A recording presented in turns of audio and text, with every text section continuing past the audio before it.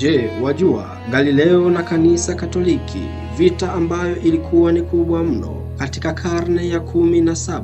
Licha ya Galileo kuwa mfuasi mkubwa wa kanisa Katoliki hadi kufika hatua kuruhusu mabinti wake wawili kujiunga na utawa, yani Virginia Galileo ambaye alichukua jina la Sister Maria Celeste na binti yake mwingine Livia Galilei ambaye alichukua jina la Sister Angela. Licha ya kuwa mfuasi mkubwa wa kanisa Katoliki, Galileo aliingia katika ugomvi mkubwa na kanisa. Hiyo ni kwa sababu ya ugunduzi wake. Galileo aligundua kuwa dunia ndiyo inalizunguka jua, na kukawa na mgogoro mkubwa kati ya Galileo na kanisa Katoliki, hasa kuhusu nadharia yake ya heliocentric kuwa si dunia ndiyo kitovu cha mfumo wetu wa jua.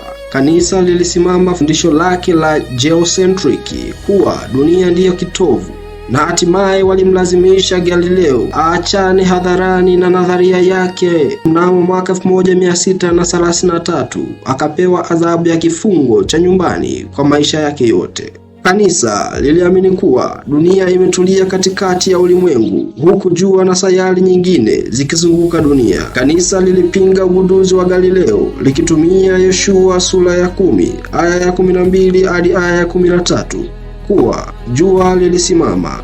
Kwa hoja hii, ili jua lisimame ni lazima lilikuwa linatembea. Galileo alijitetea kuwa Biblia haikosei, bali inafundisha jinsi ya kwenda mbinguni na si jinsi anga linavyofanya kazi, akisisitiza kuwa maandiko yanaelezea ukweli wa kiroho na si kanuni za kifizikia. Mwaka 1633 kanisa Katoliki lilimlazimisha Galileo kukanusha ugunduzi wake. Alihukumiwa kifungo cha nyumbani maisha yake yote, afanye kazi zake nyumbani, asitoke.